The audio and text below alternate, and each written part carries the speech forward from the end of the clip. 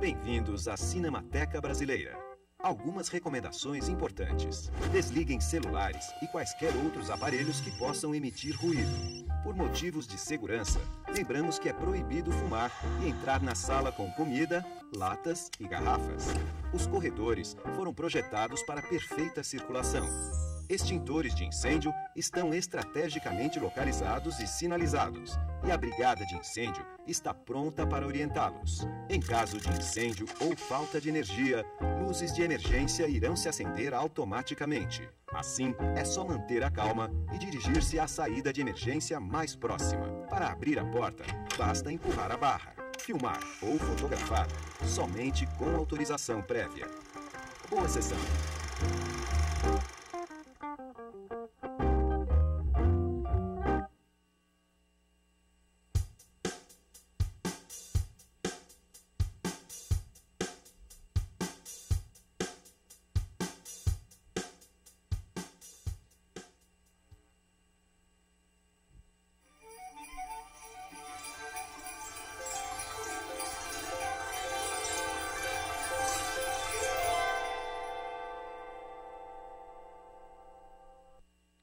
Bom dia a todos. Mais uma vez, desculpa pela demora.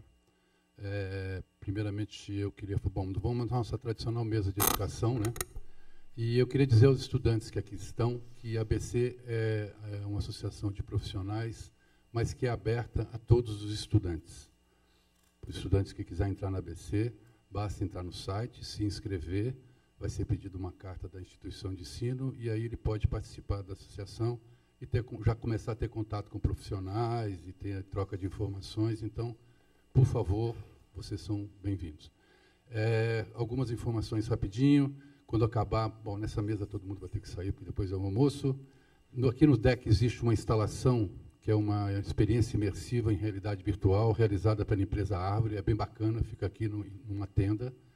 Vocês podem visitar. A gente está vendendo na produção o livro Da Cor do Edgar Moura, que fará uma masterclass hoje no final do dia, e no final dessa mesa a gente vai sortear um livro aqui, então esperem que eu venha aqui sortear o livro. A Lumatec, que é a nossa parceira, vai sortear no final do evento essa mochila, super bacana, e eles pedem que quem quer concorrer, passar lá, preencher isso. E aí, no final, a gente vai sortear. A VAV, que é uma vitrine do audiovisual portal que faz a ligação entre os profissionais e as empresas, em parceria com a Prodivil, eles estão com um totem lá na frente. Então, os profissionais que quiserem se inscrever nesse portal, nessa vitrine, podem lá se inscrever, é gratuito, e aí ficam dentro do portal para poder... um portal de busca de ligação entre profissionais e empresas. A Bucareste Ateliê de Cinema vai sortear todos os dias um brinde. E no último dia do evento, o primeiro módulo do curso de direção de fotografia, ministrado pelo Alziro Barbosa, que é um diretor de fotografia, inclusive, da ABC. E, para participar, tem que postar uma foto do evento no Instagram, marcar ABC, Bucareste e a Cinemateca Brasileira. Tá bom? Queria dizer também que, a partir da tarde, as palestras que tiverem lotadas aqui serão transmitidas para a outra sala.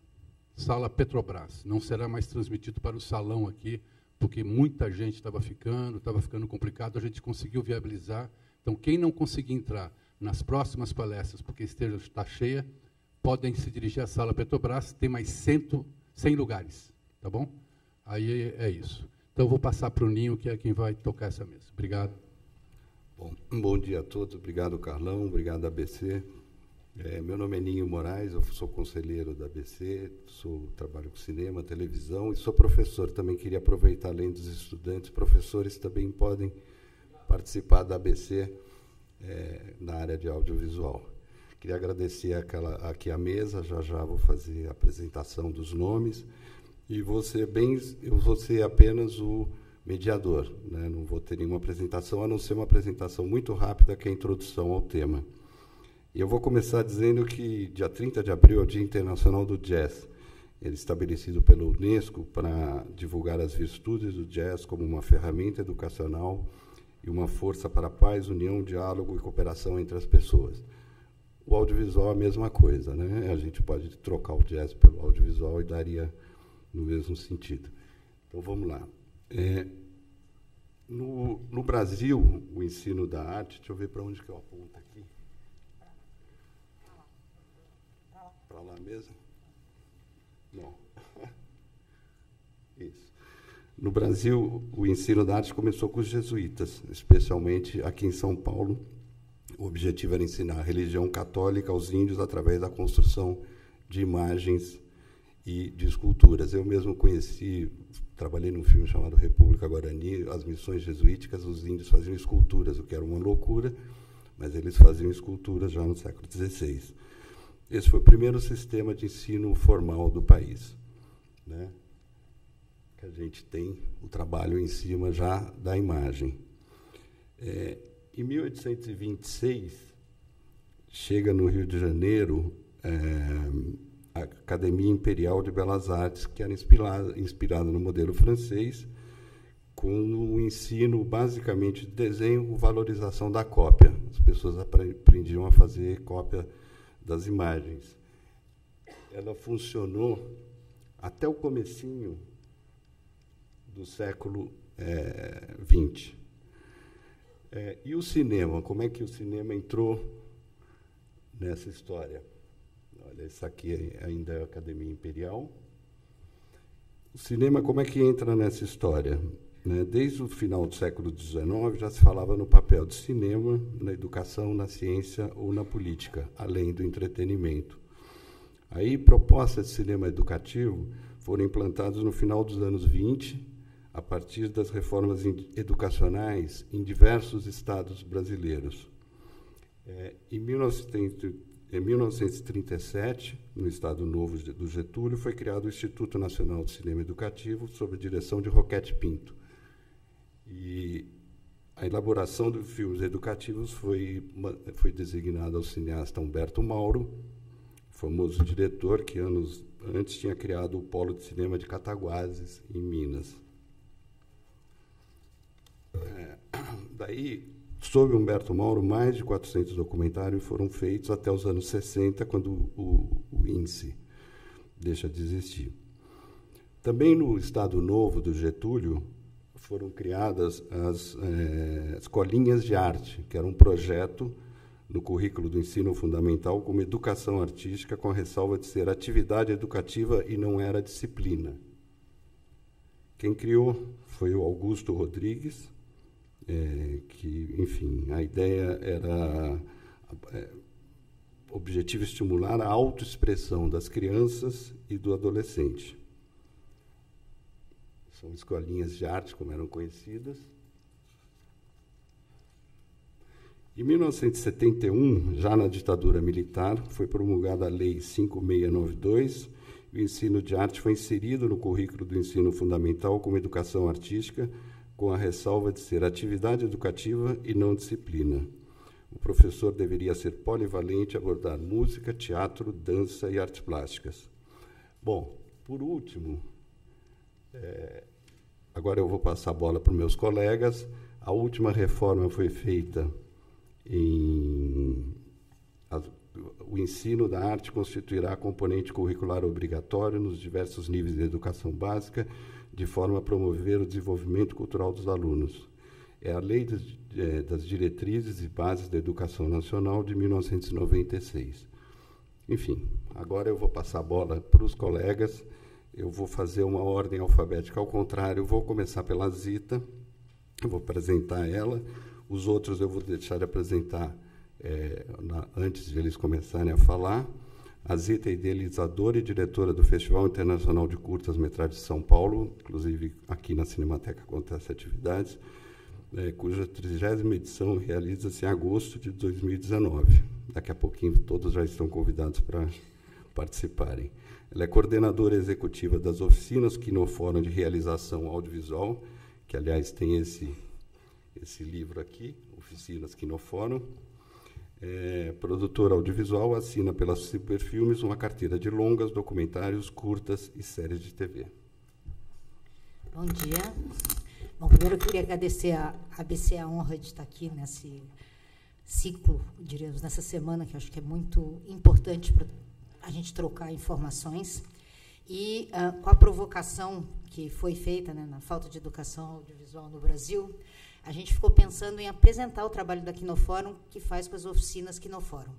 A gente, enfim, faz isso desde 2001, quer dizer, e eu queria, para começar, mostrar um videozinho de 2002, que foi feito pelo JC, que chama Defina-se.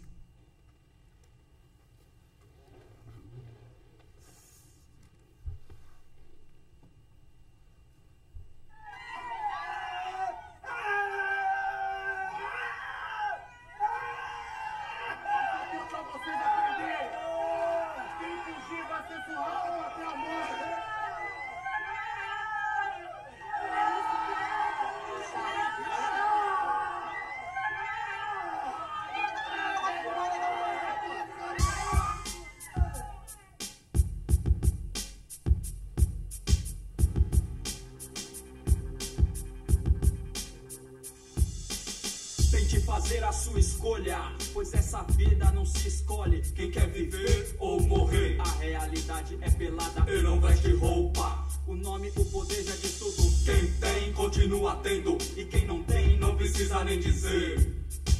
HIP, HOP, hip hop de periferia, cidade Tiradentes, a malandragem daqui é forte, mas eu estou na minha, não tenho nada a temer, porque ladrão que é ladrão, não vacila na área, sangue bom, bom. HIP, HOP, hip hop de periferia, periferia. HIP, HOP, hip hop de periferia, periferia. Vamos esquecer os problemas, rap nacional precisa de espaço, de espaço. Tudo bem. A senhora vive aqui há muito tempo, dona Maria? 5 anos. Há 5 anos a senhora vive aqui? Nessa mesma situação? Nessa mesma situação. E a senhora é feliz, dona Maria? Ah, não sou não, viu? Corta. A senhora é feliz? Por que a senhora é feliz?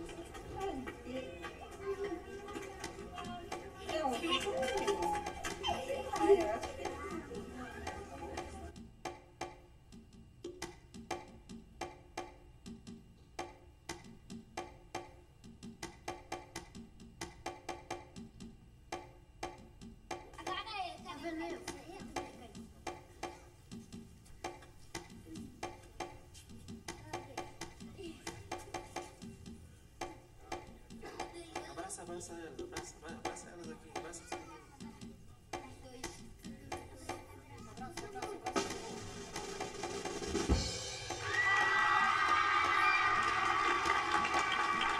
Periferia, cuidado, cuidado, cuidado, ou vamos te pegar, vão embaçar. Aqui é como na sua área, o bicho pega também. A polícia já chega te perguntando: cadê a droga, seu pilantra, seu safado? Você tem cara de ladrão, precisa ter cara para ser ladrão. Não é a cor que diz tudo. HIP, HOP, hip hop de periferia, periferia. HIP, HOP, hip hop de periferia, periferia. HIP, HOP, hip hop de periferia, hip hop de periferia. É com esse carrinho que o senhor trabalha? Com esse carrinho que eu trabalho. O senhor trabalha o dia inteiro? Trabalho o dia inteiro com esse carrinho. E quanto o senhor ganha? A faixa de 30, 40 reais. Por dia? Não chega a isso, não chega a isso. Chega a isso quando eu pego um carretinho para fazer. E mesmo assim dá para o senhor sustentar a família toda? Graças a Deus dá para me sustentar.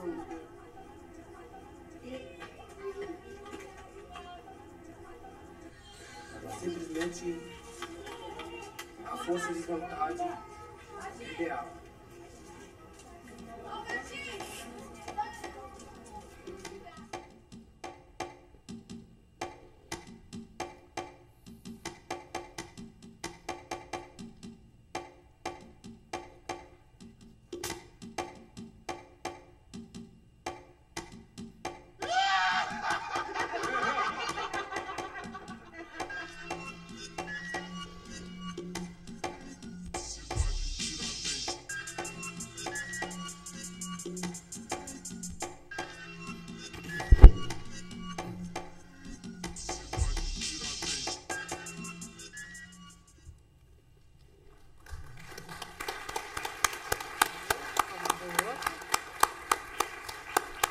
Bom, esse filme foi feito, então, em 2002, em Cidade de Tiradentes. É a primeira temporada das oficinas Quinofórum. A gente, nessa época, usava umas câmeras JVC, que a JVC apoiava, na época, a Apple nos deu os computadores, a gente levava, são oficinas de 3 semanas. E a gente botava faixas na rua para convidar as pessoas para virem participar, era no centro comunitário, que é essa estrutura das oficinas. E, nesse contexto, tem um rapaz que chega, que chama JC, que ele não fez esse vídeo, ele fez um outro que é legal, mas eu acho que esse vídeo ele é tão antes do tempo dele que eu achei bom mostrar. Hoje ele é o diretor, o produtor e tudo da TV Funk no YouTube, com um monte, milhões de seguidores. E ele conta uma anedota que é o seguinte: estava passando na rua e estava escrito oficina de vídeo. Eu achei que era para consertar videocassete. Então, me inscrevi, entrei, e quando eu cheguei lá, estava entendendo muito do que estava acontecendo. E, de repente, eu vi aquela ilha de edição, aquele computador com edição. Eu falei, acho que a minha vida é isso. E, depois disso, ele entrou e veio embora. Então, a ideia um pouco das oficinas, a gente já fez mais de 300 oficinas, 270 oficinas, eu acho que são, deve ter os números aí, em todos esses bairros que estão entre amarelo, cinza, etc., distribuídos na cidade, e sempre com essa primeira estrutura, que são 3 semanas, são 3 finais de semana, um primeiro final de semana contando o que é o audiovisual, a linguagem, e o segundo fim de semana gravando e o terceiro editando. E esse vídeo, então, foi feito nesses 6 dias, né, com um grupo que nunca tinha visto uma câmera na época. Isso é um pouco a gênese do projeto. E, quando a gente pensa um pouco para quem que a gente estava fazendo e por que a gente estava fazendo, era uma ideia de um monte de gente que nunca tinha tido nenhum contato com o audiovisual, o que não acontece mais hoje, né? Mas eu tenho deixa eu ver aqui, tem um depoimento que eu gosto muito, que é um cara que chama Éder, que, enfim, hoje trabalha numa locadora de equipamentos e é um cara que grava muito bem. E o Éder falou assim: eu fiz as oficinas e daí ele fez na Brasilândia. E daí eu saquei que que era um enquadramento, e que eu podia estar dentro do quadro ou fora do quadro. E, a partir daí, eu resolvi tocar a minha vida com uma outra postura. Então, quando eu penso assim, a falta de educação audiovisual, é que eu acho que esse instrumental é tão importante para a gente incorporar um monte de gente no nosso saber fazer, que... acho que até posso passar mais um, quer ver? Que a gente precisa pensar muito bem como usar, né? E não é simples de financiar, mas aquele site que estava ali, que é o Quinofórum/oficinas, tem todos os vídeos produzidos nesses 18 anos, a gente está fazendo 18 anos, e é um retrato da nossa cidade, um retrato das pessoas, um retrato das mudanças que aconteceram, muito impressionante, como uma coleção audiovisual. E, quando a gente vai chegando mais... assim, a gente começou, teve uma demanda lá pelo 6º, 7º ano, a gente quer mais. Daí é esse módulo 2, que a gente faz em 3 meses, e que daí chama profissionais, o pessoal da ABC vai, é legal, para aprofundar um pouquinho mais, para ver se a gente consegue que essas pessoas entendam como entrar na nossa seara. Não é todo mundo que consegue e, ao mesmo tempo, também não é exatamente o intuito da oficina, a profissionalização. É mais abrir algumas portas para ver se quem quer entrar no setor consegue, mas quem não quer aprende a viver em grupo, a conversar, a produzir junto, a se ver na tela, a participar, a contar histórias, né? Daí, a gente tem, enfim, paralelo às oficinas também, nessa área de formação, esse Quinoação e Pensamento, que são encontros, em geral, em bairros que não têm acesso a programas culturais.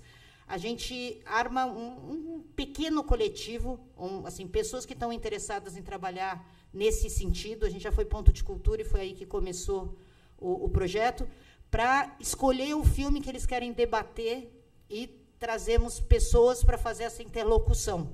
E isso funciona muito bem, é um disparador inacreditável. E a gente tem também, toda vez que a gente vai fazer uma projeção, tem muito, a gente brinca, será que só vai ter crianças e cachorros? Porque não é muito fácil de mobilizar a população para ir assistir coisa em praça pública. Agora, crianças é uma loucura, porque elas chegam lá e daí tem que pensar um pouco qual é a programação que a gente vai fazer para incorporar. Daí a gente resolveu que a gente também ia fazer oficinas para as crianças. Ao mesmo tempo que a gente estava fazendo oficinas para jovens, que é o nosso público-alvo, a gente ia também começar a trabalhar com as crianças. Então, tem esse módulo aí, que é o Cinema dos Meus Sonhos, que são 2 dias, e que tem, sei lá, produz vídeos incríveis, de tipo de 2, 3 minutos. E, assim, o sonho da gente é ajudar ou apoiar ou trabalhar junto para fazer oficinas audiovisuais nas escolas, para os alunos e também para os professores. Quer dizer, as experiências que a gente teve são incríveis. E, enfim, a gente trabalha muito com uma escola pública ali perto do Butantã. Então, é uma escola pública um pouco diferente, porque ela já tem essa abertura. Mas, quando a gente sempre apresenta todos os filmes produzidos no ano aqui na Cinemateca, já apresentamos também no Espaço Itaú, e a gente convida, e no Centro Cultural São Paulo, e a gente convida todo mundo que participou para vir ver. E essa escola veio a escola inteira, praticamente, a Cinemateca, assistir os filmes. E daí todo mundo fala, nossa, eu não sabia que dava para ver, que dava para participar. Então, eu, quando penso audiovisual, que hoje está na mão de praticamente todos os jovens, que essa falta de educação é... Assim, todo mundo sabe mexer. Agora, como mexer, que é a grande questão que eu acho que faz sentido nos dias de hoje. Quer dizer, inclusive com a ética, né? Inclusive com a ética. Não, com a ética e, assim, como eu quero me ver na tela, como eu quero mostrar alguma coisa que não seja também só para os meus amigos, que seja transformador. E a gente fez agora, a última oficina que a gente fez, até com o patrocínio da Ericsson, a gente fez lá no Centro Pop de acolhimento de moradores de rua, na Zona Norte, né, perto do Carandiru. E foi incrível, a gente fez 4 oficinas seguidas, quer dizer, uma em cada mês, e a gente viu pessoas que estavam realmente muito degradadas se recomporem. E, sim, tem gente que voltou a estudar, tem gente que voltou para a família, tem gente que... Só nessa... E essa oficina era de 5 dias seguidos, então não era nenhuma coisa, porque não dava para fazer 3 finais de semana, porque não tinha essa constância. E daí a gente viu a estruturação, o que a imagem é estruturante, como as pessoas conseguem se reorganizar a partir da imagem. E a gente foi fazer, nesse projeto mesmo, uma oficina lá na Cracolândia para as crianças, que é numa ONG que chama Nosso Sonho. Não sei se eu tenho... Acho que não está aqui. Quando a gente chegou, as crianças eram muito perdidas. É uma ONG maravilhosa na Cracolândia, que é de... As crianças chegam, tem outras que estão recolhidas, no sentido de protegidas, e quando a gente botou a câmera de vídeo, o pessoal falava assim, é incrível como se constrói. Era também o Cinema dos Meus Sonhos, né? E eram pequenas coisas, teve animação, teve formatos variados, mas a dinâmica do grupo foi incrível. Como eu acho que a gente está numa crise educacional seríssima no Brasil hoje, de ensino fundamental uma mesmo. Né? Não acho que tem balbúrdia nenhuma. Eu acho que tem uma certa, no ensino dos jovens, uma certa apatia mesmo. Eu acho que a gente precisa provocar. E eu tenho a impressão que o vídeo, que o audiovisual é um instrumental muito, muito forte para fazer isso. Quanto eu já fui? Já fui 14, então chega. Eu ia eventualmente mostrar deixa eu ver o que eu tenho aqui. E isso é outra coisa que é incrível, que as pessoas, quando se veem na mídia, na TV Cultura, no Metrópole, elas passam a ser cidadãos. Então, a gente sempre olha e fala assim, não adianta só fazer, tem que exibir e tem que mostrar para todo mundo o que a gente está fazendo. E, enfim, eu tinha 15 minutos, já passaram. Então, quem mandou passar um vídeo inteiro? Isso, assim, também durante muitos anos a gente... E eu queria convidar vocês para ir olhar é um webdoc, porque a gente fez uma parceria, mas é muito legal, que tem todas essas coisas e todos os filmes. E obrigada, e não vou passar o último filme. Não, mas já você vai voltar a falar, inclusive quando a plateia fizer perguntas, a gente continua, de repente até mostra isso. também queria acrescentar aqui que a ABC, no ano passado, fez uma série também de oficinas através do SPCine, numa parceria com a SPCine, vários profissionais fizeram. E o título justamente é esse. A gente está vendo que existe já há algum tempo educação formal, né, pintura, e aí, não que a gente esteja sugerindo que seja inserido no ensino obrigatório o audiovisual, mas é uma coisa para todos nós pensarmos isso, né, e levar isso cada vez mais adiante. Eu vou passar agora a palavra para uma professora do SENAC, a Priscila Betim, que é cineasta, pesquisadora e professora na graduação em audiovisual. Dirigiu e produziu mais de uma dezena de curtas, além de atuar como produtora em mostras. É mestre e doutoranda pelo Programa de Pós-Graduação em Multimeios da Unicamp, onde desenvolve uma pesquisa sobre cinema de Andrea Tonati, um maravilhoso cineasta falecido recentemente. Atualmente trabalha na produção do primeiro longa-metragem dela como diretora, A Cidade dos Abismos, que é justamente um programa de investimentos da SPCine. Obrigada, Ninho. Obrigada pelo convite. Obrigada aos companheiros aqui de mesa. Bom, eu, enquanto realizadora e professora de cinema, acredito muito no cinema enquanto instrumento de libertação, de conhecimento, de reconhecimento, de transformação. Do mesmo modo que ele pode ser tudo isso, o cinema também pode ser usado como forma de dominação cultural, de alienação. Então, para mim, é fundamental ações, como a Zita citou, de oficinas, de formação mesmo, de construção de um outro olhar e de um olhar crítico diante de um material, de uma obra audiovisual, né? A gente sabe o potencial do cinema enquanto obra mesmo para educar, para transformar e para passar ideias. E se a gente não instrumentar as pessoas com um olhar crítico diante dessas obras, né, é muito fácil você ser manipulado por elas. Assim. Então, a gente tem que entender direito como funciona. E o cinema, assim como o Ninho citou, né, o jazz, eu acho que todo tipo de obra de arte tem potencial de ser político, de transformação, não necessariamente sendo uma arte militante ou uma arte panfletária, não precisa, né, porque para a gente ser transformado pela arte é aquela coisa, né, não há revolução exterior sem uma revolução interior. Né, então, um jazz, um cinema que às vezes fala, né, de beleza, de poesia, pode te mudar muito profundamente, até mais às vezes do que um cinema marcadamente panfletário, né? Às vezes vai mais fundo ali, né? E às vezes a gente sai assim dessa coisa, né, do jogo do nível racional, assim, né? Então, e para a gente ter contato, né, com esse tipo de arte libertadora, na minha opinião, falta sim a gente criar um olhar e criar abertura das pessoas para esse outro tipo de cinema, né? A Cristina Amaral, né? Pensando, eu estou vendo bastante as entrevistas dela por causa, né, do estudo do cinema do Tonati, né? Ela fala, né, que primeiro, né, os Estados Unidos eles mandam os filmes e se não der certo eles mandam os tanques, né? Então não é à toa aí que o cinema e a guerra foram durante muito tempo e são uma das indústrias mais lucrativas, assim. Então, para a gente se, né, livrar do cinema enquanto forma de arte de alienação, a gente tem que realmente educar o olhar para outros tipos de cinema. E como a gente faz isso, eu acho que criando mesmo, formando um espectador com uma outra postura diante desse material audiovisual, dessa obra audiovisual, né? Não que a gente não possa ver blockbuster, não possa ver a série ali, quando a gente chega de noite em casa cansado, né? O problema é quando a gente só vê isso, e esse cinema é hegemônico, a gente só conhece esse cinema... né, para a gente, cinema é isso, né? Tem uma fala do Peter Kubelka que eu gosto muito. Eu sou muito do cinema experimental, né? E ele fala, eu não gosto que chamem meus filmes de cinema experimental, né? O pessoal do cinema industrial que devia chamar de cinema industrial. O que eu faço é cinema, né?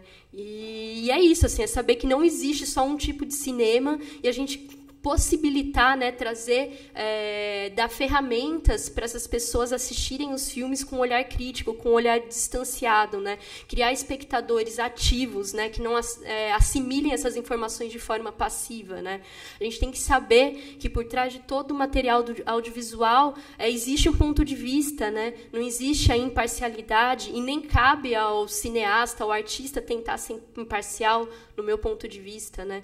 O Joris Ivens, um documentarista, ele fala, né, quando ele vai fazer o filme Terra Espanhola, ele fala: eu assumidamente escolhi um lado aqui, né? Cabe ao espectador, se quiser procurar um filme pró-Franco, o espectador tem que procurar, mas ele tem que saber que eu estou falando e assumir um lado aqui. Então, a gente tem que construir espectadores que, sim, que saibam que aquilo é um ponto de vista, saibam com quem ele está falando, quem está falando, procurem a fonte, né?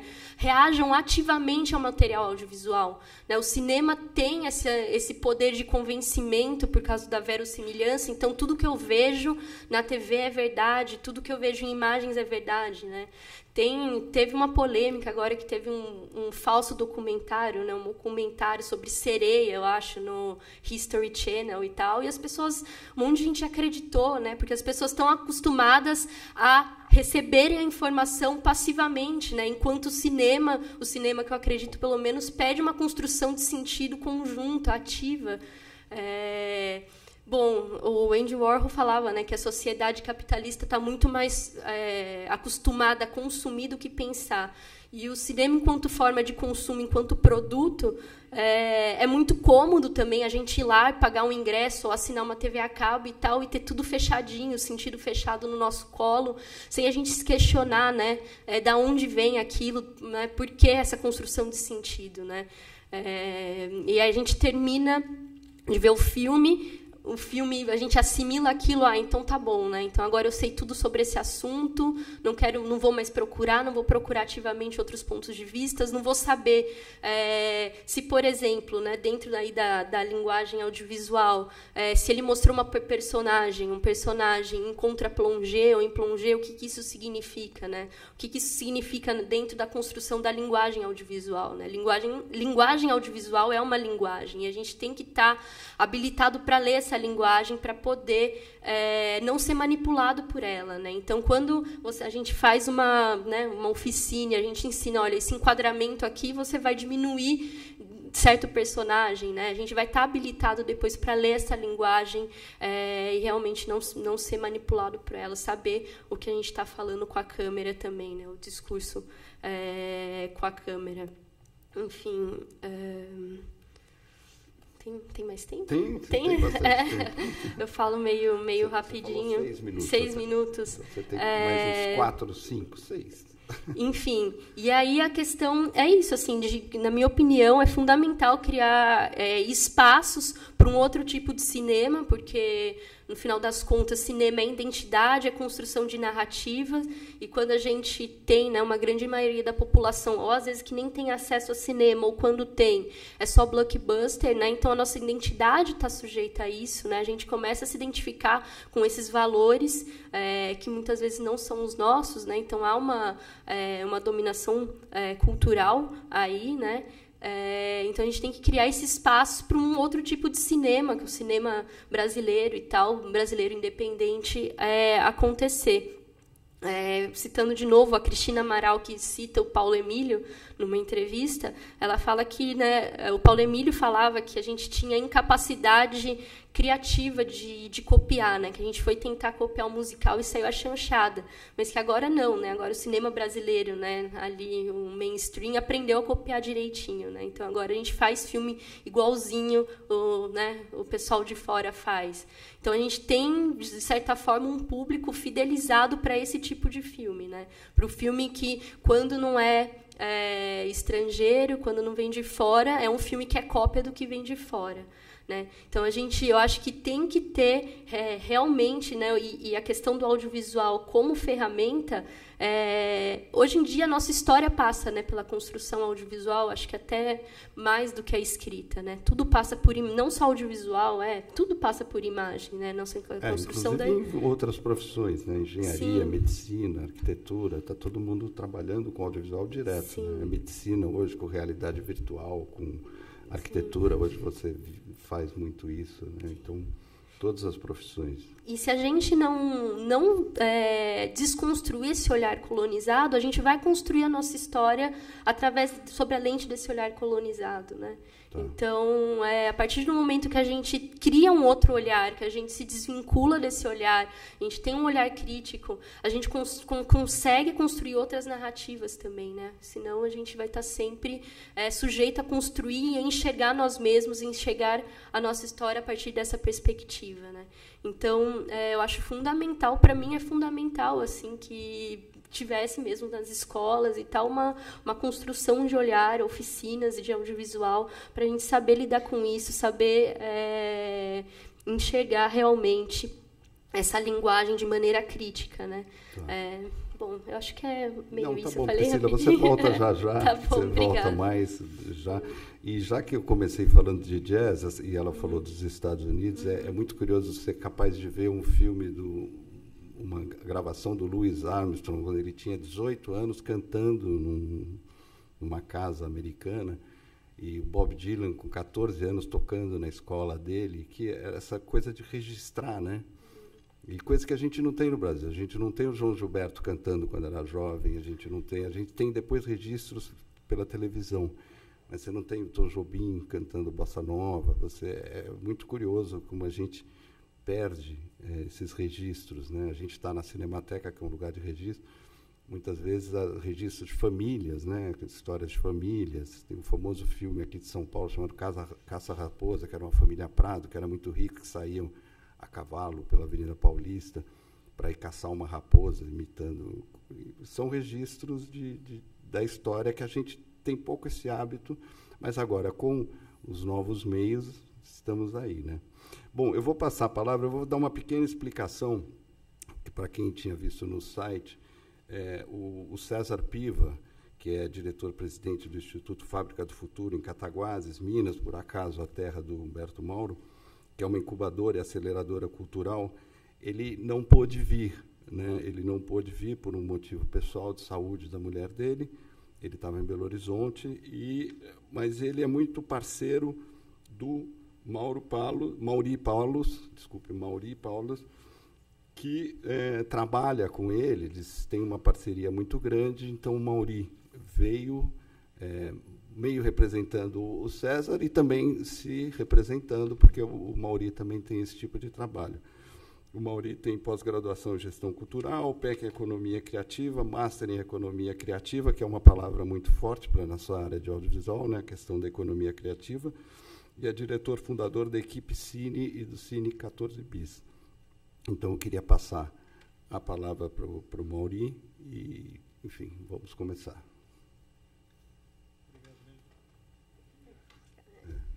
Obrigado, Ninho. Obrigado, ABC, pelo convite. Obrigado pela presença de todos. E também ao César por... Eu sou reserva. Na verdade, eu trabalho na reserva do César. Então, se precisar... eu vou tentar apresentar de forma bem objetiva os projetos e como eles se interligam. Tá? Porque, além de falar o que é a Fábrica do Futuro e a Escola Animada lá de Cataguases, que é terra do Humberto Mauro, nós fizemos também... Que, aliás, é legal isso. Aqui temos São Paulo, Minas e Rio. Né?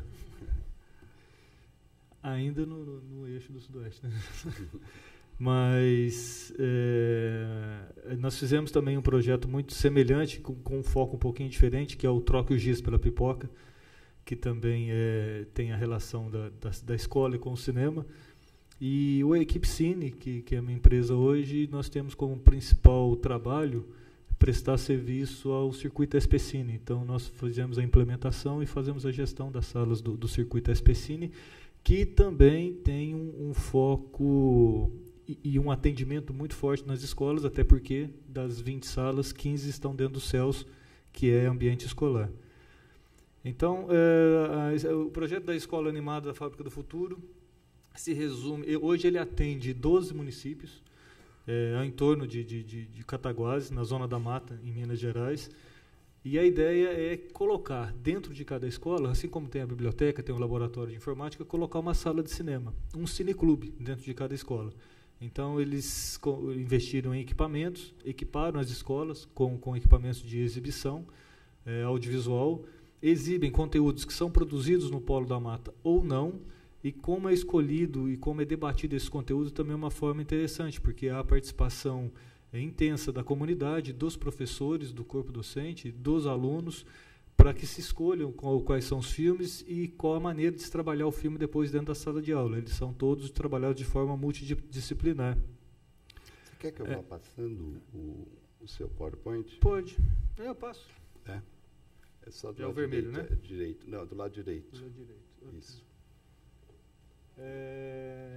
Então, ele busca atender os estudantes da escola integral.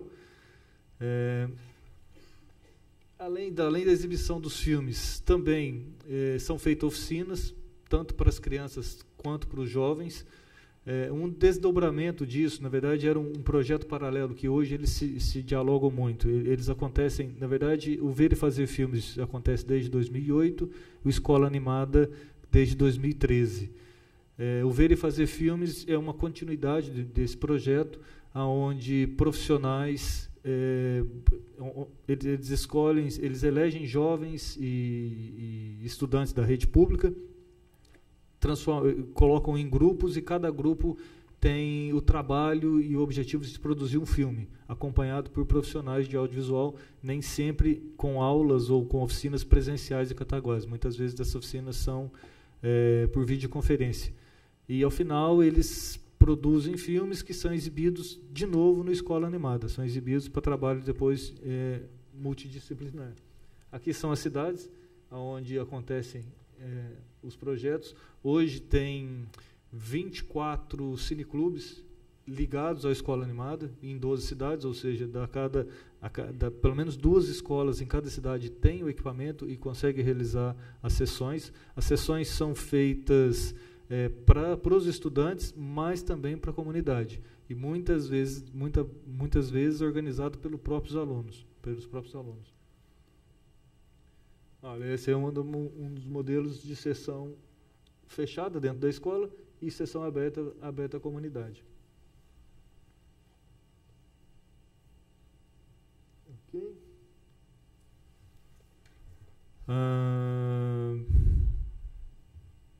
Aqui tem um resumo dos resultados de 2018, que é do último ano. 1.200 sessões, 1.100 delas dentro do ambiente escolar e 100 sessões abertas à comunidade, com 40 mil ingressos. Mas eles são gratuitos, não são cobrados os ingressos. Núcleo com mediadores locais, que são a formação desses núcleos de investigação sobre os filmes que vão ser escolhidos e debatidos, com uma equipe multidisciplinar. O objetivo, então, é esse, de colocar uma sala de cinema em cada uma das escolas brasileiras, escolas públicas do Brasil, claro, assim como tem os laboratórios de informática e as bibliotecas. Então, é um projeto embasado numa rede colaborativa, de criação, um núcleo de formação. Também, esse projeto já vem desde 2013, a cada ano crescendo mais, com o envolvimento de mais escolas dentro dessa região, e também cidades que não são da região, mas que querem receber o projeto. A Fábrica do Futuro, como tem um patrocínio da Energisa, eles conseguem também atender cidades onde a Energisa atua, e o objetivo é que a gente possa crescer para esses municípios também. Eu faço, também em Minas Gerais, numa cidade que se chama Guaxupé, um projeto desde 2007, que se chama Troca o Giz pela Pipoca. Ele tem, então, essa relação das escolas com o cinema, mas é um foco um pouco diferente, porque o foco acaba sendo a sala de cinema. O que é o Troca o Giz pela Pipoca, resumidamente? Também uma equipe de colaboradores multidisciplinar, que se forma uma curadoria que elege filmes, pelo menos 5 ou 6 filmes por ano, para se trabalhar no ambiente escolar. Só que o cinema não vai até a escola, é o contrário. A escola vai até o cinema. Então, o foco principal é literalmente formação de público para a sala de cinema. Quando eu falo em cinema aqui, eu estou falando em sala de cinema. e incentivo à própria sala de cinema, porque as sessões acontecem em horários que não são de sessões regulares, busca-se cinemas de cidades do interior, e esse ano o projeto volta, porque ele ficou um tempo hibernando, esse ano ele volta para atender o Brasil todo, serão 62 municípios em 22 estados, e municípios que têm sala de cinema, mas têm uma população com menos de 60 mil habitantes. Os números arredondados, até porque eu não vou acertar com precisão, o Brasil tem aproximadamente 5.500 municípios. 5.300 municípios, também aproximado, tem menos de 100 mil habitantes. E destes, nem 200 têm sala de cinema. Então, mais de 94% dos municípios brasileiros não têm uma sala de cinema. E o Troca o Giz é um projeto para incentivar essas salas de cinemas em cidades do interior. Tem uma cidadezinha no interior do Acre, com 45 mil habitantes, que tem uma sala de cinema, e o projeto vai até lá para fazer uma sequência de sessões de uma semana. O projeto paga o aluguel da sala de cinema, então é um incentivo a eles. Os estudantes da rede pública, claro, que não pagam para ir ao cinema. O projeto paga a produtora do filme, então também é um incentivo. São só filmes nacionais que são escolhidos. Então também é um incentivo para os produtores nacionais. E, claro, o cinema ainda gira ali, uma bomboniere, vende uma pipoca, um refrigerante, e as crianças têm a oportunidade de conhecer o cinema e de estar na experiência da sala de cinema, que é o que a gente acredita. Eu não acredito, a gente passa um momento de transformação grande, principalmente para as salas de cinemas, mas eu não acredito no fim das salas de cinema, não. Eu acho que elas vão mudar bastante, mas não chegam ao fim. E, por fim, falando em fim, eu vou falar um pouquinho só do circuito SPCine, porque é um cotidiano hoje muito presente na minha vida, pela gestão das salas do circuito. E a Zita falou de algumas regiões, de todas as regiões que ela falou, tem uma sala do circuito. Né? Na Brasilândia tem no Jardim Paraná, o Céu Paz, que no momento está em manutenção. O Butantã também tem uma presença bacana da população. E o que mais impressiona é o Cidade Tiradentes, que a sala do Cidade Tiradentes hoje tem a maior taxa de ocupação do cinema, eu posso dizer até no cinema no Brasil. A taxa de ocupação do Cidade Tiradentes chega a 48%. A média do cinema comercial no Brasil, de taxa de ocupação, é 25%, 27%. E o Cidade Tiradentes tem uma ocupação grande e as pessoas participam. Quando acontecem oficinas lá, eles vão, eles adoram, eles perguntam, eles querem participar da programação, da formação da programação. É impressionante o quanto foi acolhido, muito bem acolhido o circuito SPCine lá, e ainda foi a última das salas inauguradas. Foi inaugurada em dezembro de 2016. O circuito ele tem 19 complexos e 20 salas. Dessas 20 salas, 15 estão dentro dos céus, com sessões às quintas, domingos e quartas. São sessões gratuitas. São três sessões em cada dia. E, principalmente, na quarta e na quinta, atende muitas escolas, não só do céu, mas da EMEI na região. E a participação deles chega, às vezes, a atingir 100% de lotação da sala. Como o projeto é voltado para a comunidade, está no ambiente escolar, mas é voltado para a comunidade, existe até uma taxa ali de ocupação, e que é muito, muito legal observar isso. No começo, a gente deixava ali 20% da sala para a comunidade. E a comunidade escolar pedia mais. A comunidade escolar não, eu quero 100%.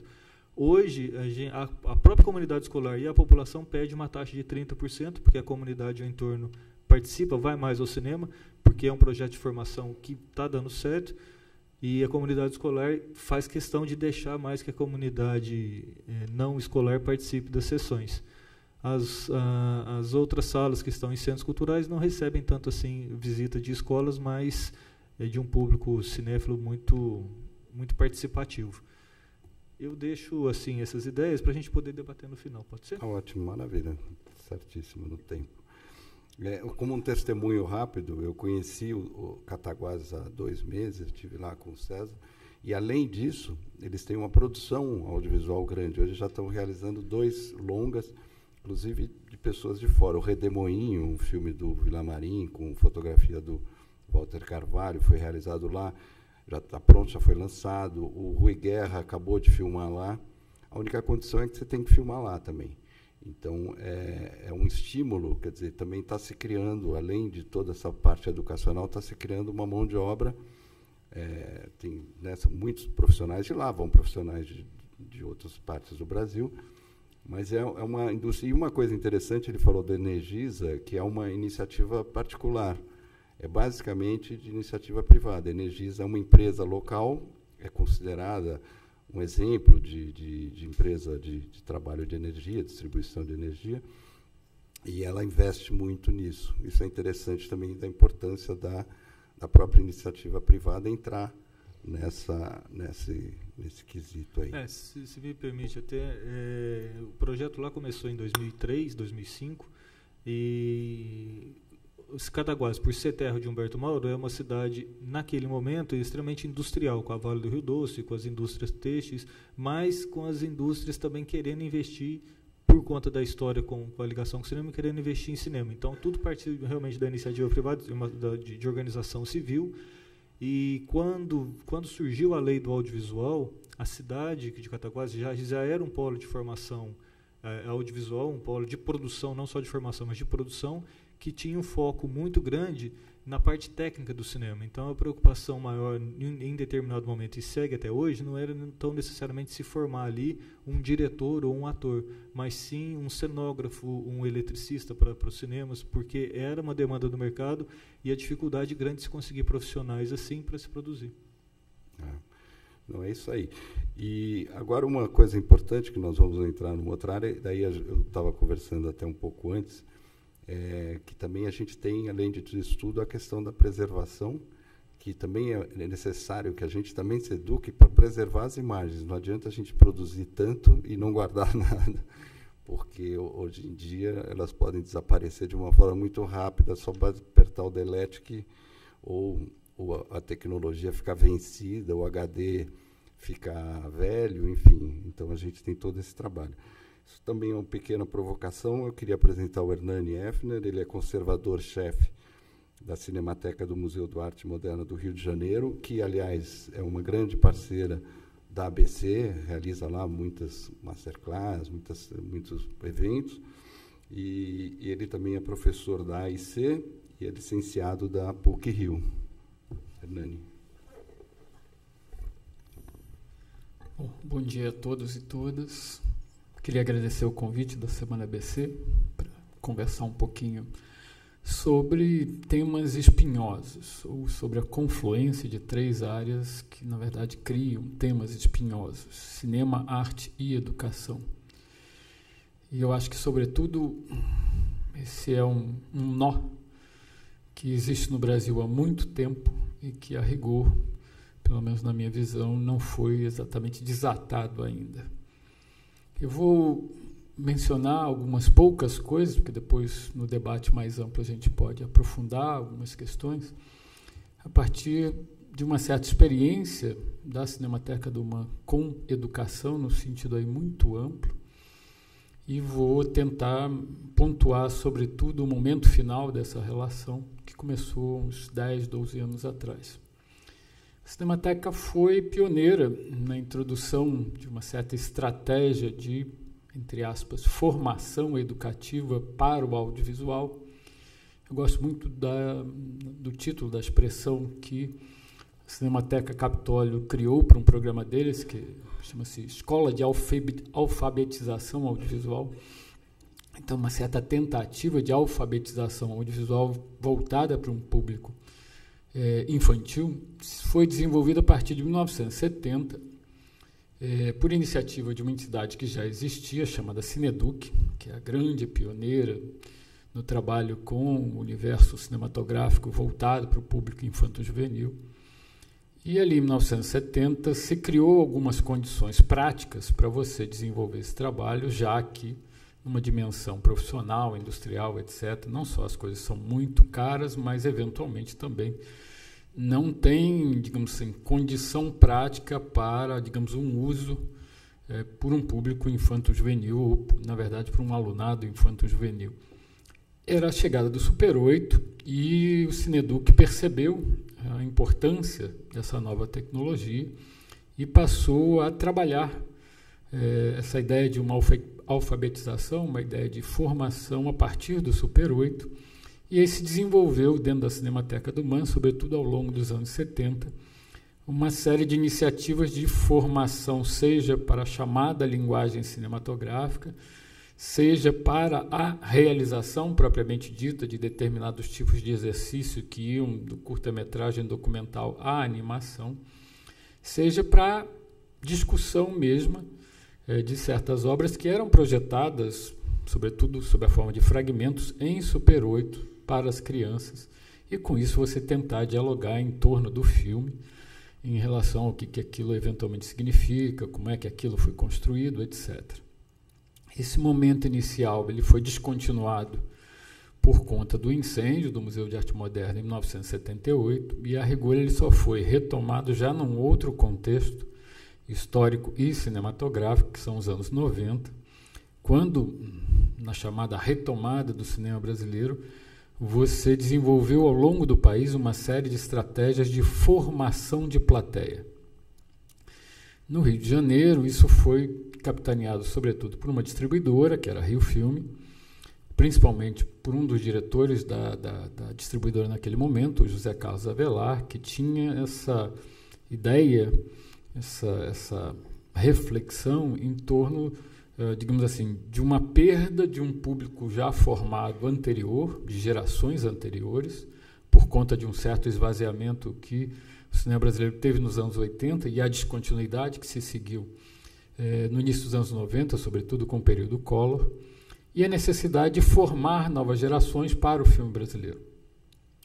Ele, por exemplo, estimulou, digamos assim, um programa que trazia alunos da escola pública de ensino fundamental e ensino médio à Cinemateca para assistir filmes brasileiros, quase sempre filmes distribuídos pela própria Rio Filme, num programa que eventualmente atingia cerca de 60 mil alunos ano e que se desenvolveu por vários anos até ser suspenso em 2000.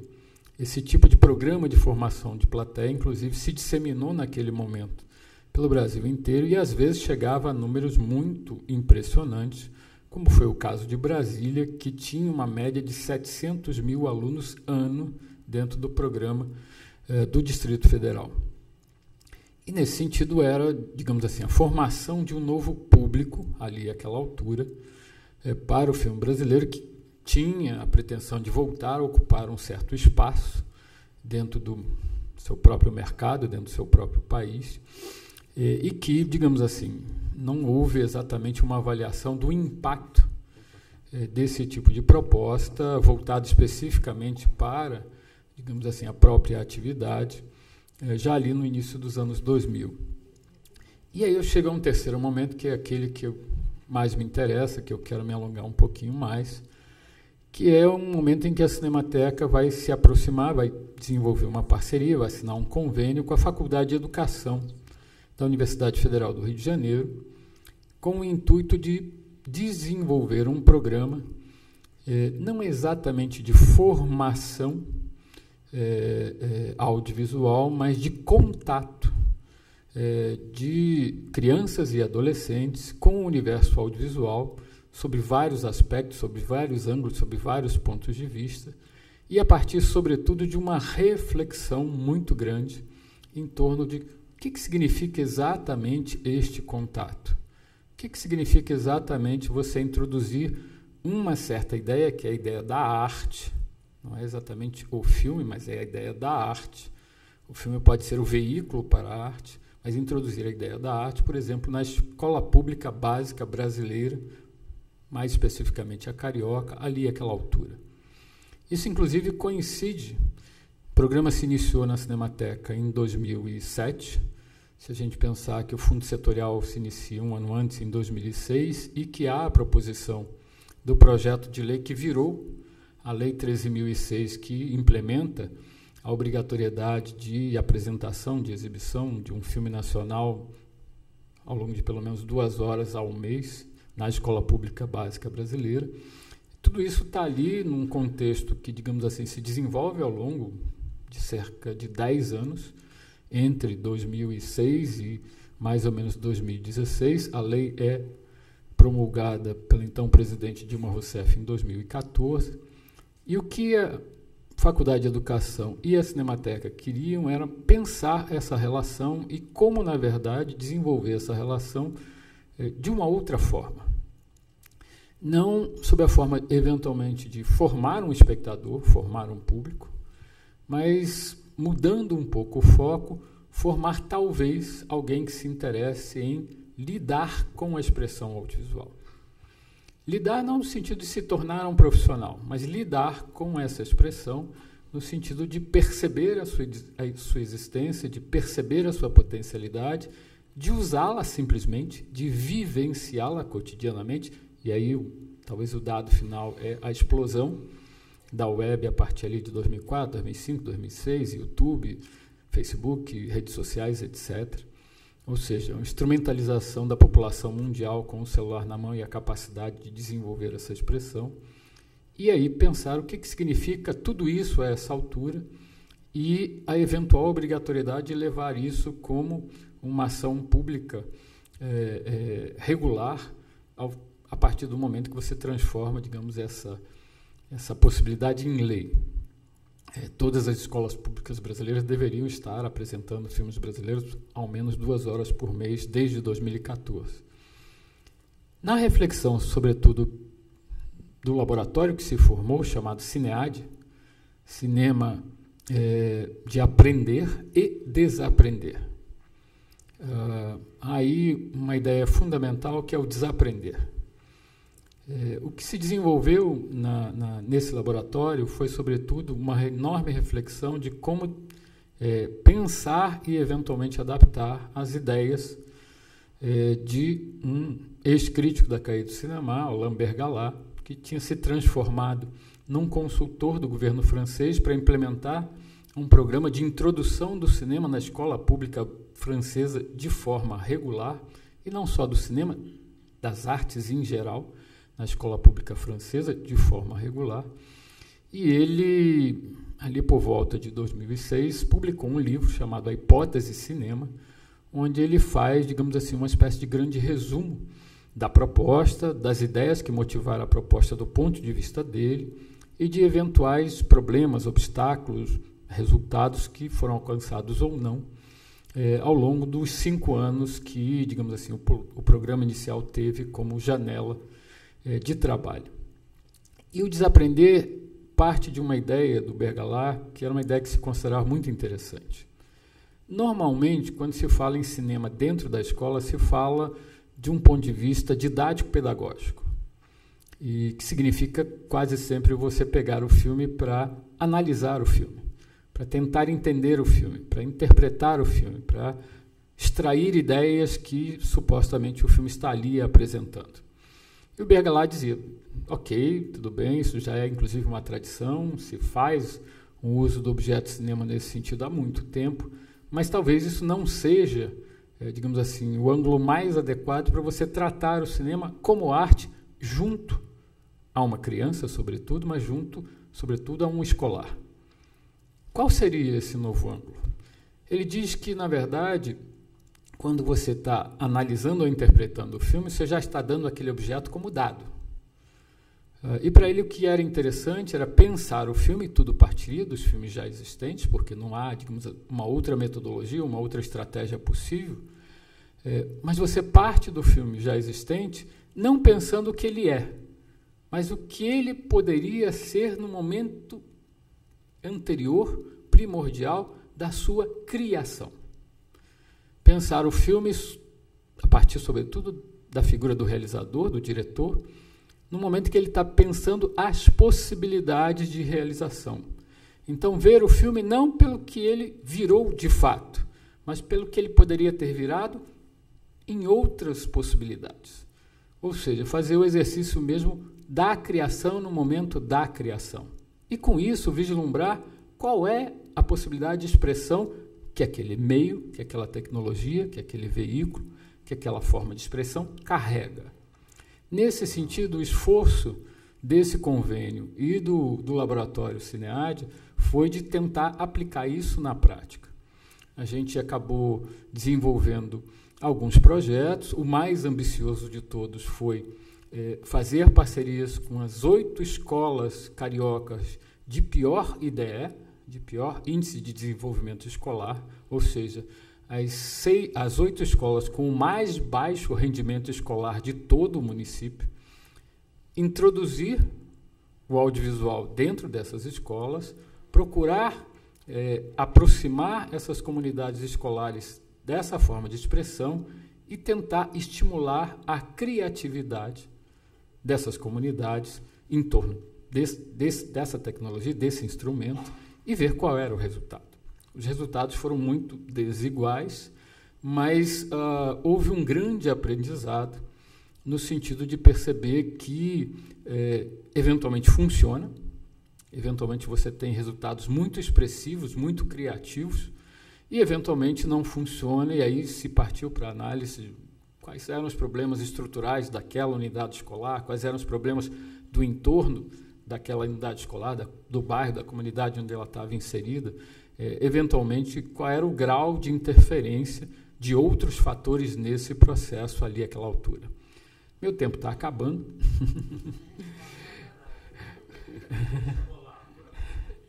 Não, a gente continua daqui a pouco.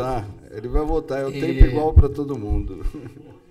Mas, enfim, o esforço que foi feito ao longo de cerca de 10 anos foi no sentido de pensar não da forma como o século XX trabalhou a relação entre cinema e educação, que quase sempre foi uma forma funesta.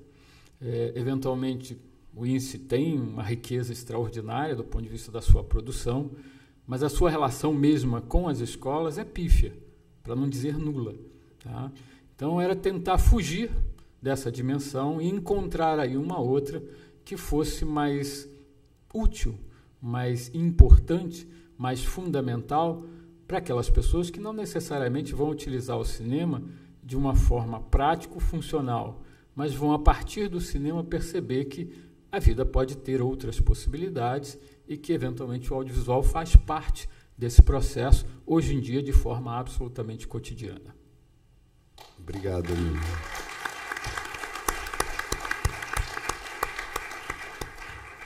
Bom, eu estou controlando o tempo, deu 15 minutos para cada um, justamente para poder vocês terem tempo de fazerem as perguntas.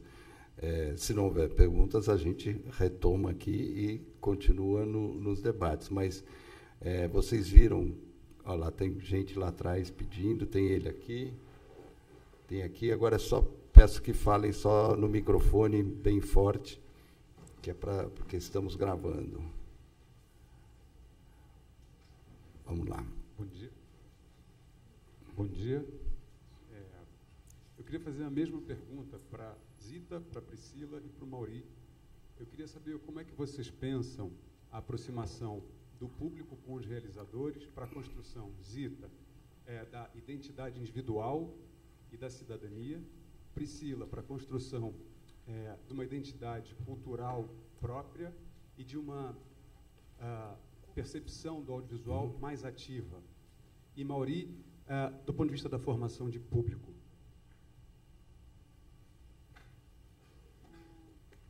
É o curto, né, que você falou? Alô? Oi. Bom, eu acredito que o curta é um formato muito atual, quer dizer, a consumação de imagens hoje em dia, ela também tem essa questão do tempo. E eu até mostrei um filme bastante militante, tem até outro pequenininho que é feito numa escola, mas o que eu acho assim que você se ver no cinema, se colocar na tela, é uma nova questão, quer dizer, você tem que aprender a fazer isso num sentido de isso ser uma forma de expressão. E eu tenho uma coisa assim, que desde que começaram as oficinas aqui no Fórum, as pessoas se interessam e viram cinéfilos também a partir do fazer, né? A partir de você conseguir se expressar por essa coisa, você quer ir ao cinema assistir outras coisas. E então eu aposto um pouco nessa dupla mão, quer dizer, quando a gente fez em Cidade de Tiradentes a oficina, eles produziram muitos vídeos, eles mesmos, e eles botaram na locadora, na época ainda tinha locadora, era uma fita que custava R$1 com os vídeos do bairro. E eles fizeram um núcleo de produção em cima, filmagens periféricas, em cima do aluguel de R$1 com as imagens de Cidade de Tiradentes, que é um dos polos culturais de periferia mais forte hoje em dia. Quer dizer, é um lugar impressionante, entendeu? E eu acho que essa ideia do fazer misturado com consumir imagens é muito importante. E eu acho que o curta-metragem é uma porta de entrada, quer dizer, a gente arma o festival da cidade inteira no céu, para justamente que as pessoas venham aqui. Todos os alunos estão convidados, é a última semana de agosto, mas é tudo de graça e é outros filmes, outros cinemas, outras coisas, misturado com filmes narrativos, convencionais, mas a gente vendo tudo junto, a gente tem mais capacidade de digerir. No começo das oficinas, a gente falava assim, vocês sabem que tudo que vocês veem na TV não é verdade?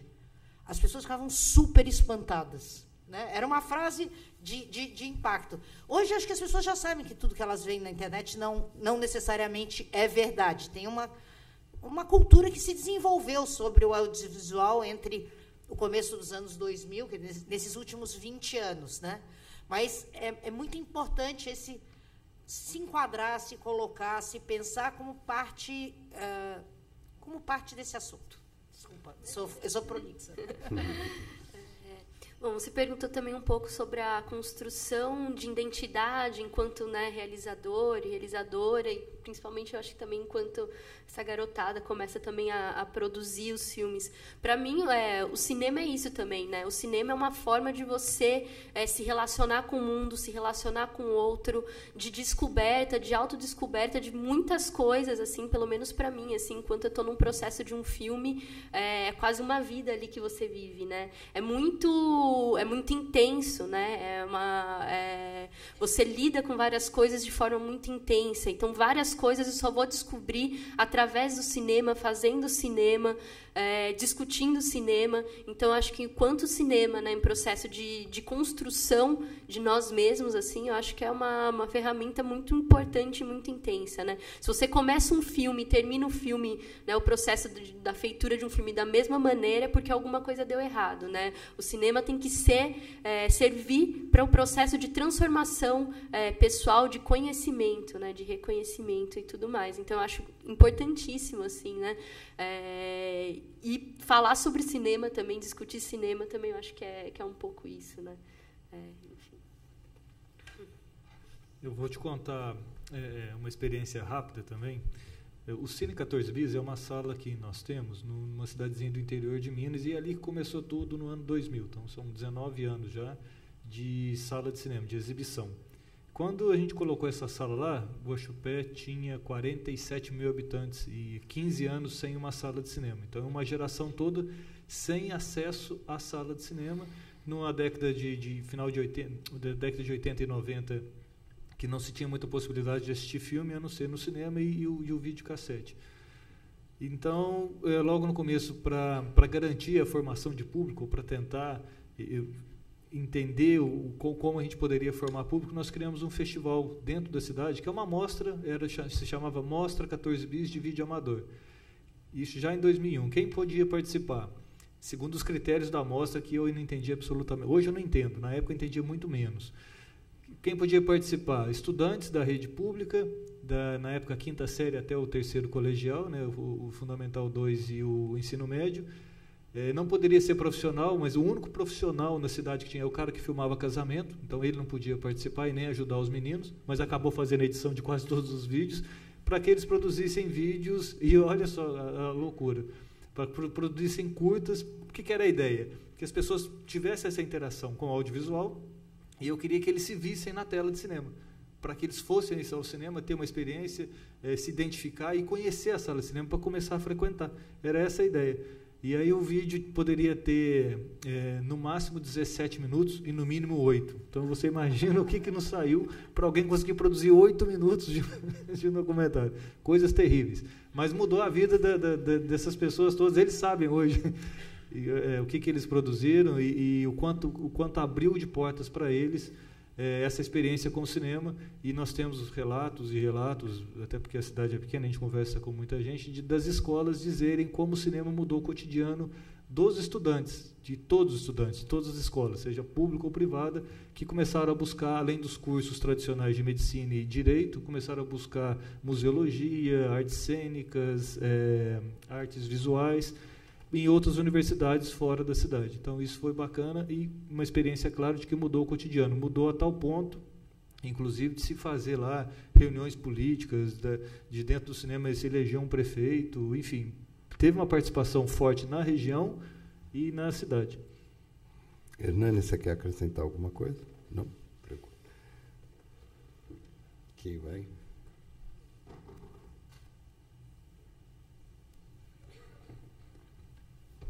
Bom, Geraldo Ribeiro, misto de professor, criador de curso, técnico de som, um monte de encrencas. Primeiro, eu vim com uma expectativa para essa mesa e ele atendeu a minha expectativa, foi a razão pela qual eu chorei por mais 15 minutos por ele. Tá? Eu vejo... Primeiro, seja rápido, por favor. favor. O cinema é indústria. A gente vive do cinema. Tá? Legal, vamos fazer o, entre aspas, experimental ou o que seja. Mas, fundamentalmente, ou a gente usa o cinema como um meio de educação, ou o cinema não está se prestando a outra coisa a não ser diversão. Então, na hora que ele coloca, por exemplo, que tomaram um grupo de escolas, as piores escolas de índice do Rio de Janeiro, e colocaram o audiovisual lá, ou seja, fizeram valer a lei da Dilma, que infelizmente não vale. Seria maravilhoso para a nossa indústria se essa lei valesse, não só para a nossa indústria, mas para a nossa cultura. Então, por exemplo, não dá para se discutir mineiridade sem discutir, por exemplo, Guimarães Rosa, sem discutir filmes que abordem Guimarães Rosa. Então, o que eu queria, a minha pergunta é basicamente dirigida a ele, o que aconteceu nessas 8 péssimas escolas do Rio de Janeiro com a inserção dos meios audiovisuais como processo de formação, educação? Não é nem a questão de criação de público, o que mudou comportamentalmente, o que mudou em termos qualitativos a vida desses alunos, a existência do audiovisual. Olha, isso tudo foi desenvolvido basicamente pela Faculdade de Educação, através, sobretudo, da professora que capitaneava o CINEAD, que é a Adriana Fresquet, e ela colocava principalmente seus alunos de mestrado e doutorado para serem, digamos assim, os coordenadores em cada uma das 8 escolas. E o que mudou, sobretudo naquelas que tiveram um desempenho mais interessante, aqui efetivamente não conseguiu incorporar, era uma escola, curiosamente, perto da UFRJ, ali na Baía de Guanabara, na Ilha do Fundão, que é a escola que tem o pior índice. E, digamos assim, é muito difícil para as crianças simplesmente estudarem num lugar que tem uma usina de lixo, que tem o cheiro terrível da Baía poluída, que, enfim, é relativamente inacessível, porque você tem que, no fundo, cruzar e chegar ao fundo da ilha, etc. Enfim, havia muitos fatores contrários para, digamos assim, essa comunidade escolar ali àquela altura. Mas nas que foram, digamos assim, mais bem-sucedidas, sobretudo, o que se contabiliza como grande resultado é a imaginação. Em que sentido a imaginação? Não que eles, eventualmente, digamos assim, se apropriarem do instrumental cinematográfico, audiovisual, e, de repente, começaram a usar aquilo sistematicamente. Mas que, na verdade, a presença daquilo dentro da escola e a possibilidade de manipular aquilo, de experimentar aquilo, de usar aquilo de alguma maneira, no fundo, livre, trouxe uma percepção, uma sensibilidade, uma reflexão mesmo de crianças sobre o que tem à minha volta de fato. Como é que eu me relaciono com o que está à minha volta? Eu percebo as cores à minha volta? eu percebo que, de repente, esse marrom me interessa, essa capacidade, no fundo, de perceber e imaginar a partir dessa percepção se considerou o maior ganho, no sentido de que você talvez tenha mudado aquilo que se chama de educação do olhar, mas que a gente preferia dizer que, na verdade, não era uma educação, era simplesmente uma expansão da sua sensibilidade. Então, quando se fala em formação, a escola tem lá seu papel, vai continuar tendo seu papel, tem uma série de conteúdos que precisam ser formalizados, mas ela também tem um outro papel que no Brasil é muito amesquinhado, que é do sujeito se perceber sujeito. E o que é um sujeito? O que é uma pessoa que, eventualmente, não é capaz de perceber o mundo imediatamente próximo a ela, da forma mais comezinha, que é atravessar, digamos, um caminho todo dia para ir para a escola e jamais perceber que cor estava ali. Nesse sentido, a presença de um aparato como esse e do estímulo de você use, faça alguma coisa com isso, você pode enquadrar dessa maneira, pode enquadrar daquela maneira, mas, sobretudo, o exercício mesmo de você, de repente, pegar aquela câmera e começar a vasculhar o espaço, eventualmente te dá essa informação tão simples, tão básica, mas tão fundamental, que é, tem marrom. Tá? Aquilo é incorporado à vida da pessoa. A pessoa passa a trabalhar numa outra dimensão. E, eventualmente, essa sensibilização pode criar artistas, não necessariamente cineastas, mas pode criar artistas. Mas, mais importante do que isso, na verdade, pode criar cidadãos mais interessantes. Pessoas que, de fato, saibam viver de uma forma mais criativa. Saibam transformar, inclusive, os elementos que estão à sua volta de uma outra maneira, no sentido de incorporá-las à sua vida. De repente, se extasiar ao sair de casa e descobrir um branco e dizer, hoje eu precisava ver o branco. Tá?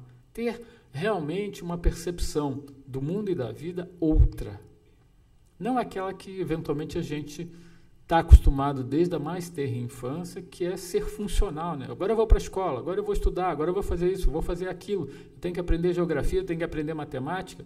Eu tenho que aprender que existe marrom. Eu não tenho que aprender que existe marrom.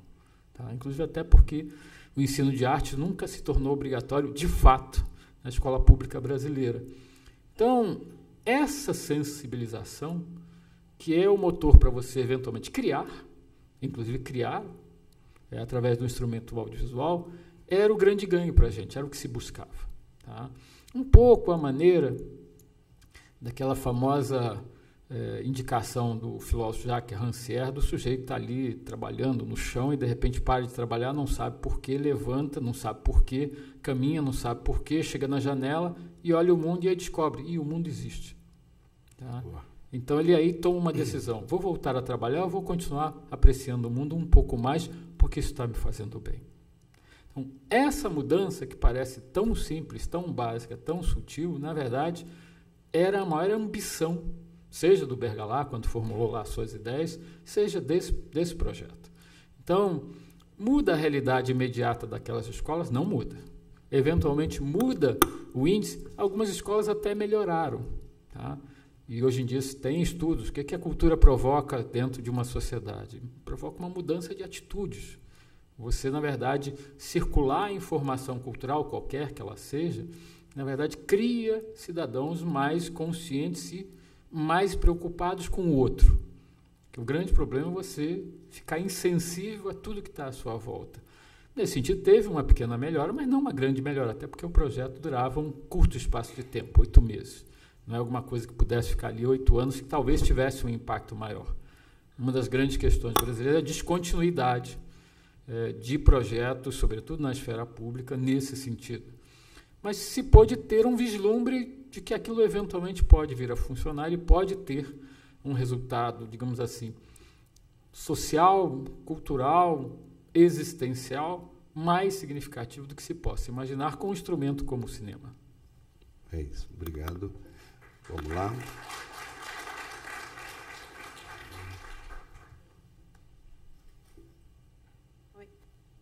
Oi, bom dia. Bom dia, tudo bem?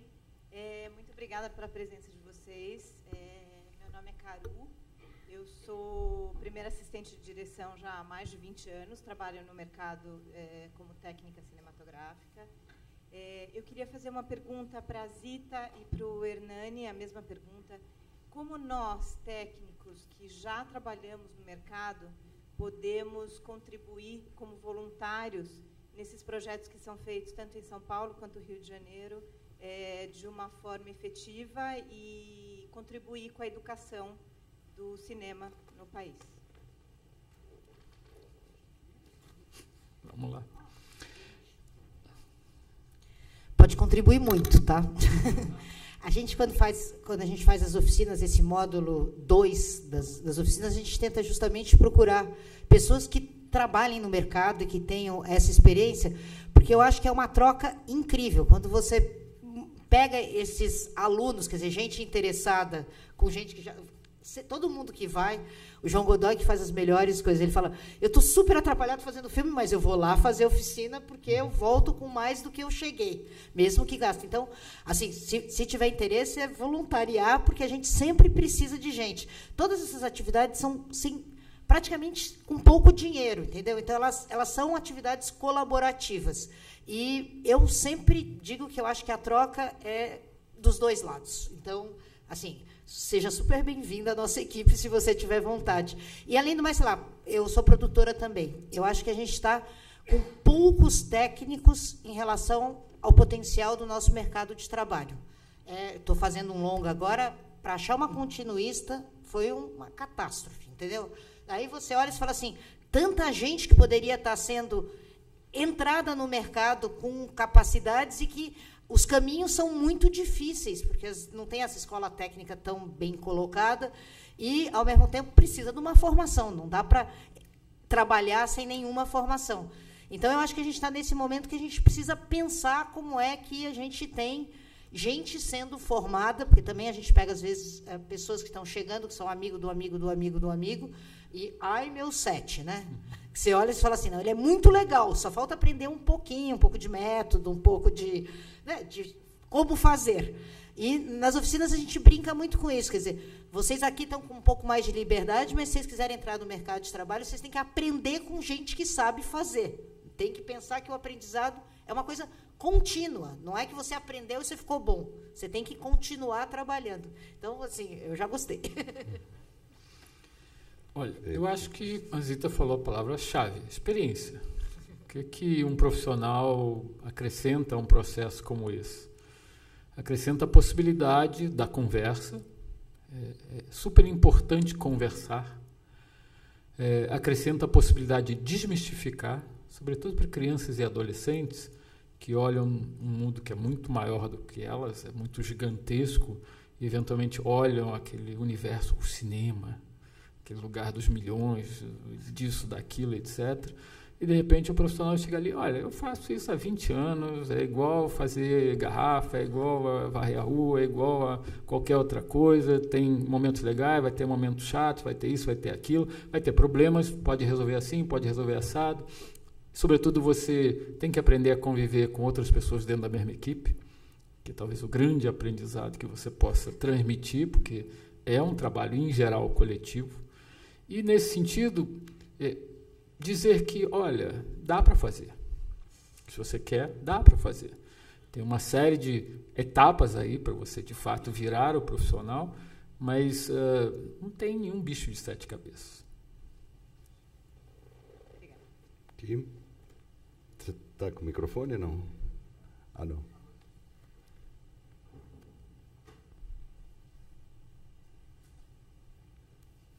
Bom dia a todos. Muito obrigado pela presença de vocês. Eu sou presidente do Sindicine, que é o Sindicato dos Técnicos Profissionais de Cinema. Ótimo.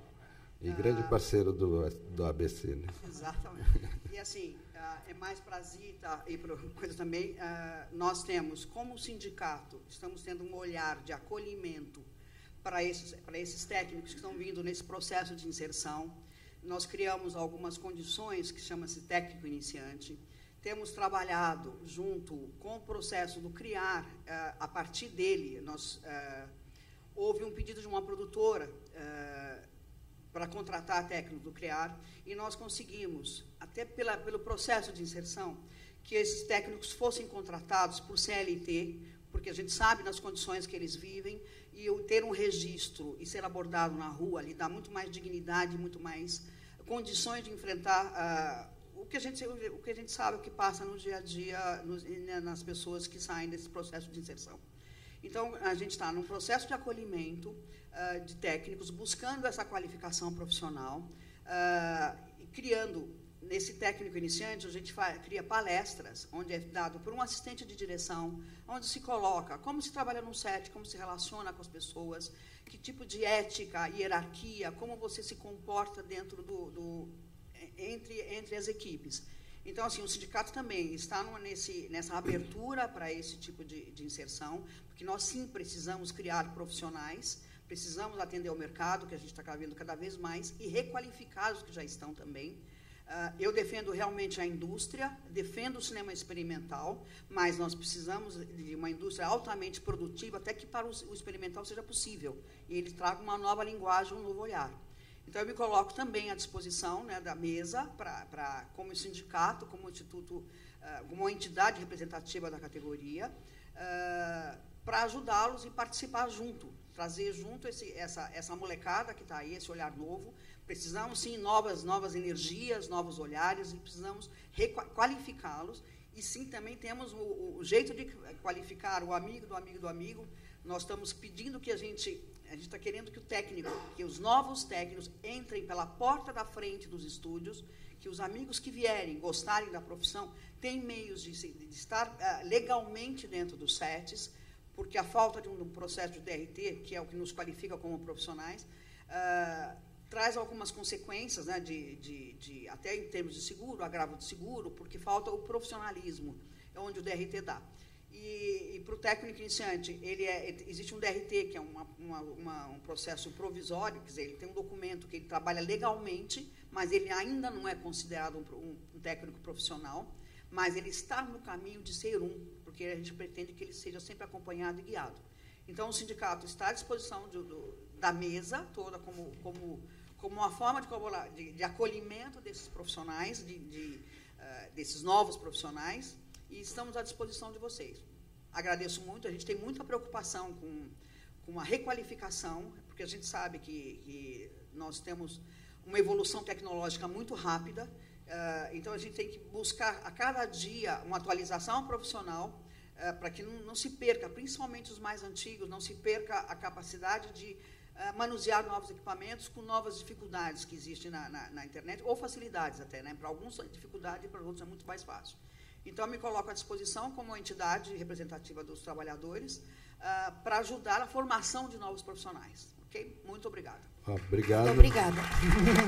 Essa é uma parceria muito importante aqui da ABC com o Sindicine. Inclusive, eles estão aí fora, todo mundo pode, estudantes, é importante vocês qualificarem mesmo profissionalmente, é muito importante.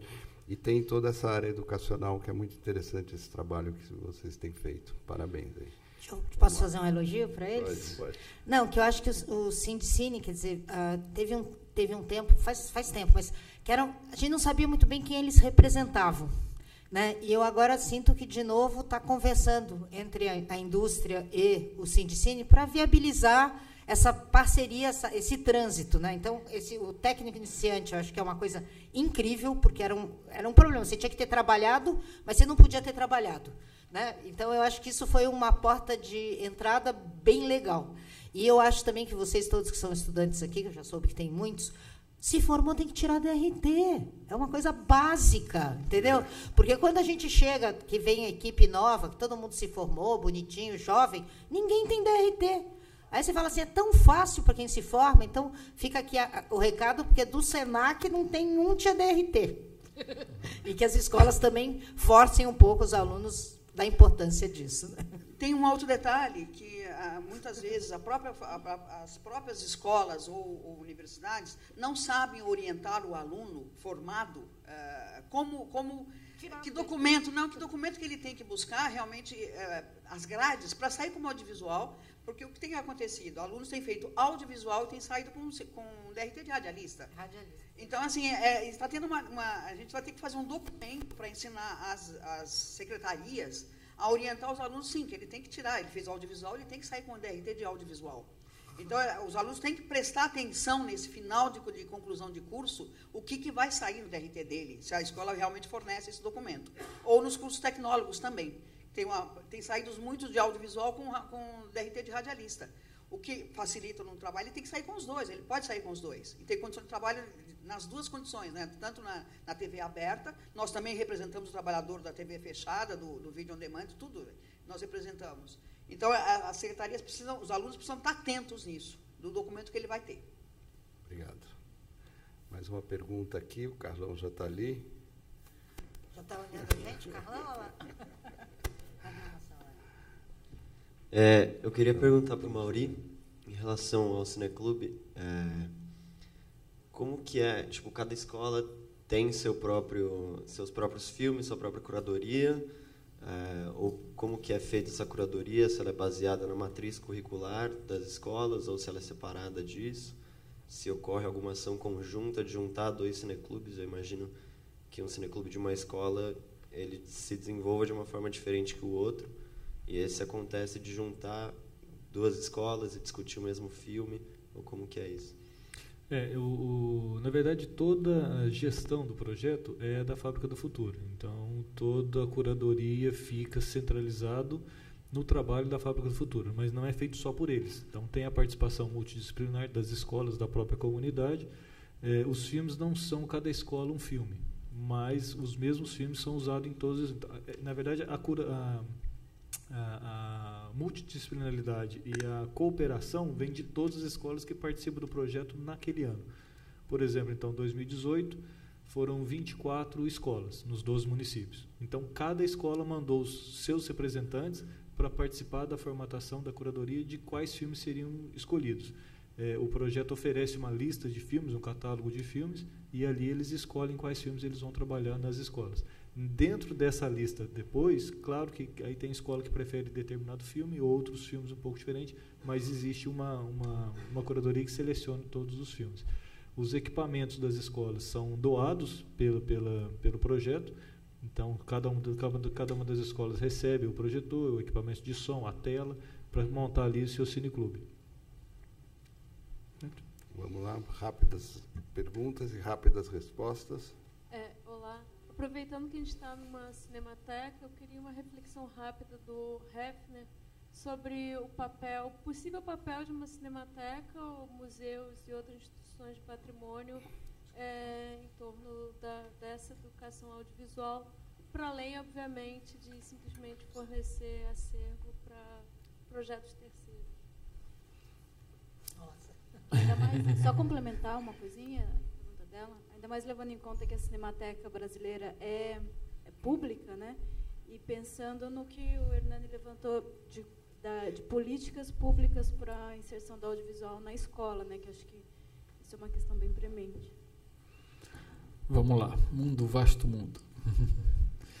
Olha, acho que, do ponto de vista de uma alfabetização audiovisual, talvez os arquivos de filmes, e particularmente as cinematecas, que são, dentro do universo dos arquivos de filmes, aquelas instituições que mais praticam acesso, em princípio, elas têm um papel fundamental, que é observar todo o universo audiovisual, valorizar todo o universo audiovisual, estabelecer recortes possíveis dentro desse universo audiovisual, seja pela sua própria programação, seja por projetos, seja por iniciativas específicas voltadas diretamente para o campo da educação. E, desse ponto de vista, ela fixa, digamos assim, um conjunto de referências iniciais.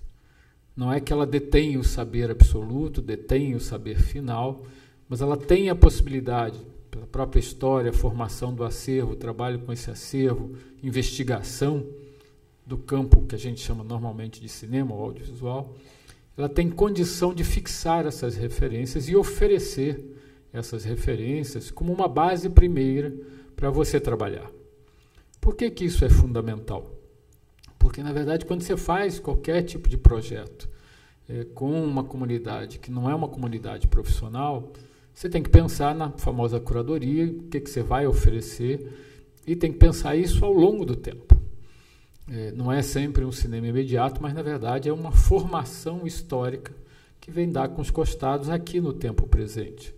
E, nesse sentido, até porque hoje você já está numa outra dimensão tecnológica do audiovisual, etc., essas instituições acabaram sendo as instituições onde isso se fixou. Tá? Por mais que você diga que hoje está tudo na internet, que hoje está tudo em DVD, Blu-ray ou qualquer coisa do gênero, na verdade está tudo lá, mas tudo muito disperso. Você não tem, de fato, uma intervenção sobre esse universo de forma a organizá-lo desta ou daquela maneira e oferecer algo que seja uma base primeira de trabalho. Para além disso, há um aspecto particular das cinematecas, que são instituições mais antigas, etc., é o fato de que elas, sobretudo aquelas que surgiram ali no momento primeiro, entre os anos 30 e os anos 50, elas tinham um papel de valorização do cinema como arte, que é um papel ainda absolutamente fundamental. Para além de ela abrigar tudo, ela também diz que, em princípio, estou chamando isso aqui de um filme mais caracteristicamente artístico, esse aqui é mais caracteristicamente didático, esse aqui é mais caracteristicamente jornalístico. E nessa sensibilização que se propõe, sobretudo a partir lá das ideias do Bergalá, é fundamental ter um conjunto de referências que seja alguma coisa diferente de um padrão dominante. Que diga, olha, tem outras possibilidades. Isso que a Priscila falou. Não existe um único tipo de cinema, existem vários tipos de cinema. E, sobretudo, eu percebo que existem vários no momento em que eu recebo uma informação que é quase como um choque. O Bergalá diz assim, o filme não tem que agradar, ele tem que desagradar. Ele tem que deixar a criança, ele aposta muito na criança, tem que deixar a criança meio assim, sem saber o que ela viu, sem saber o que ela está compreendendo ou não, sem saber o que significa aquilo, sem saber o que ela vai fazer com aquilo. Porque é esse sem saber que vai provocar algum movimento, que vai provocar vida, etc. Isso é um aspecto que eu acho que é fundamental. Para além disso, aí, do ponto de vista da preservação, sobretudo hoje, o papel dos arquivos de filmes é absolutamente fundamental para a formação de uma memória de qualquer cidadão. Porque o mundo digital, de fato, evapora, às vezes, num curto-circuito qualquer, provocado aí por alguma ventania qualquer, e aí vai lá, queima lá seu computador, queima seu HD, você não fez backup, você perdeu tudo. Formar essa consciência é o papel primordial, para mim, hoje, dos arquivos de filmes. Indicar que o mundo digital tem essa fragilidade maior, muito maior até do que do mundo da película, do universo fotoquímico, e, na verdade, dizer para as pessoas não só que se perde com muita facilidade, mas dizer aquilo que é efetivamente fundamental. Como é que eu conservo? Como é que eu vou guardar isso? Como é que, eventualmente, eu vou salvar isso? Que estratégias, não só técnicas, mas, eventualmente, de gestão, eu tenho que ter para que isso aqui, eventualmente, num acidentes vão sempre acontecer, isso é inevitável.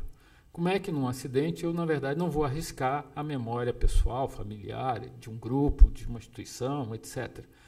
Então, nesse sentido, os arquivos de filmes deveriam avançar na formalização de indicações, de instruções, de orientações que sejam básicas, mas que sejam efetivas para que você salvaguarde aquilo que, no fundo, é o bem mais precioso de uma pessoa, que é a sua memória de vida e, eventualmente, a memória daqueles que ele quis mais bem ao longo de sua trajetória. Então, a relação que, por exemplo, a fotografia tem com cada um de nós e no contar essa história pessoal e familiar é absolutamente fundamental, independentemente de tecnologias várias que tenham surgido aí nos últimos 200 anos. Então, se hoje você tem um instrumento como, por exemplo, a web, você pode estar lá no site e botar lá um PDF, faça isso, não faça aquilo, é preciso que isso se faça, de fato, porque você está dando, digamos, uma informação pública da mais alta importância para a vida social. Ok, pessoal, olha, infelizmente não teremos mais tempo para perguntas, mas eventualmente vocês podem pegar os convidados aí no corredor e fazer pessoalmente um tete-a-tete. Eu queria, mais uma vez, agradecer a presença desse quarteto aqui. Achei importante, foi legal ter presença do Rio, de Minas, de São Paulo. Primeira vez a gente trata da educação, normalmente é a educação superior, normalmente é uma educação mais dirigida para as faculdades. Dessa vez foi uma tentativa de começar desde cedo esse debate. Eu queria citar rapidamente, Carlão, o Joãozinho 30, já no fim de vida, ele tentou criar uma escola lá no Rio de Janeiro, que era uma escola para crianças carentes, e ele falava assim, é muito difícil educar a criança que já cheirou cola, né? Porque o universo da imaginação dele é muito diferente de uma criança que frequenta a escola. Quer dizer, então a gente trabalha num Brasil que você tem todo tipo, fome, droga, isso, aquilo, e aí essa educação do audiovisual pode ajudar em todas essas áreas, né, tanto na educação formal, escolas privadas, públicas, enfim, em todo lugar. E, enfim, é o nosso papel aqui como profissionais ajudar e interpretar essa coisa, essa colaboração da ABC, que todo mês realiza nessa sala uma sessão de filme com debates. Então, pesquisem sempre no site, sempre tem um filme, tem profissionais que têm contato diretamente, é uma forma de educar também. Então, agradeço Zita, Priscila, Mauri e Hernani. Eu posso dar um pitaco aqui naquilo que o Hernani falou, rapidinho? Não costumo fazer isso não, mas hoje em dia eu, como fotógrafo, tenho uma preocupação muito grande da forma como nós, no dia a dia, estamos guardando as nossas fotografias familiares. Todos nós hoje tiramos 300 fotografias, postamos 5 no Facebook, e depois some. Eu fico imaginando como é que meus netos um dia, como acontece com a gente, abrem uma gaveta e acham a foto do avô no papel. Vamos imprimir, gente. Escolhe 10% daquilo que vocês fotografarem, ponham no papel, porque um dia alguém vai achar essa foto. Agora, pendrive, hard disk, ninguém vai achar. E nós vamos perder a memória iconográfica da fotografia, com certeza. Então, e hoje é muito barato. Você vai na internet hoje, você imprime baratíssimo, entendeu? Imprime e guarda. Porque não adianta tirar 400 fotos, mostrar 5 para um amigo e colocar no Facebook, no Instagram, e depois vai acabar. Bom, era só um pitaco, desculpa. Acabamos essa mesa.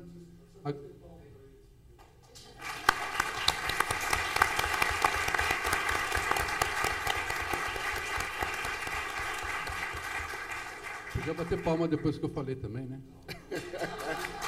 Tá. Só valeu.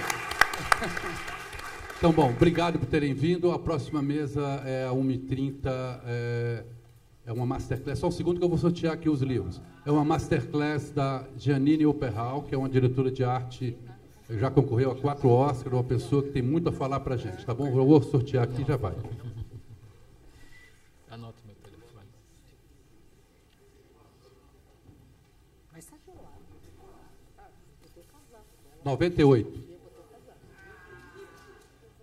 98, dou-lhe uma, dou-lhe duas. 21, código. 98, aqui. Obrigado a todos, até mais. Obrigado à mesa.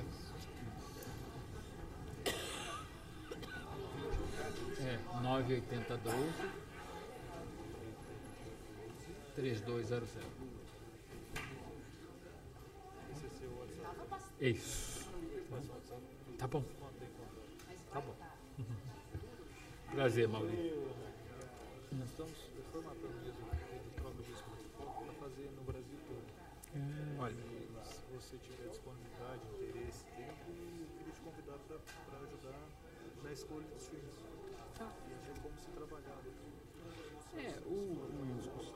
Sim. O próprio disco acontece assim. Tem uma proximidade muito forte, muito íntima com a escola, com a escola dos estudantes. E o foco maior é a formação para a sala de cinema.